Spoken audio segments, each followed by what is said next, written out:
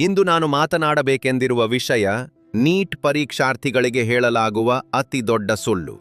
ಈ ಸುಳ್ಳನ್ನು ಕೋಚಿಂಗ್ ಸೆಂಟರ್ಗಳು, ಸಾಮಾಜಿಕ ಮಾಧ್ಯಮಗಳು ಮತ್ತು ಒಳ್ಳೆಯ ಉದ್ದೇಶದ ಸಂಬಂಧಿಕರು ಪುನಃ ಪುನಃ ಹೇಳುತ್ತಾರೆ.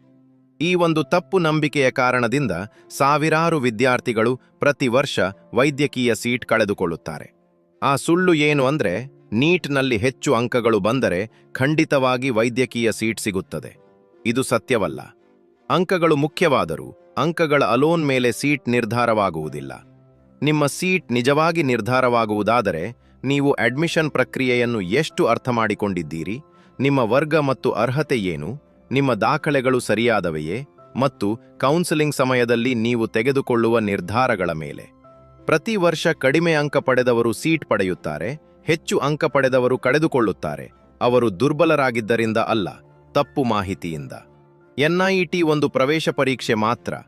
ವೈದ್ಯಕೀಯ ಅಡ್ಮಿಷನ್ ಒಂದು ನಿಯಮಾಧಾರಿತ ಮತ್ತು ತಂತ್ರಾಧಾರಿತ ಪ್ರಕ್ರಿಯೆ. ಪರೀಕ್ಷೆಗೆ ಮಾತ್ರ ತಯಾರಿ ಮಾಡಿದರೆ ಅರ್ಧ ಪ್ರಯಾಣ ಮಾತ್ರ ಮಾಡಿದಂತಾಗಿದೆ.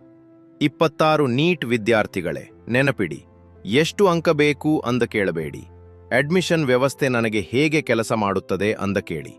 ನಿಜವಾದ ಮಾಹಿತಿ, ಸರಿಯಾದ ಮಾರ್ಗದರ್ಶನ ಮತ್ತು ತಿಳಿದ ನಿರ್ಧಾರಗಳಿಗಾಗಿ ನೀಟ್ ಅಡ್ಮಿಷನ್ ಕ್ಲಾರಿಟಿಯನ್ನು ಅನುಸರಿಸಿ.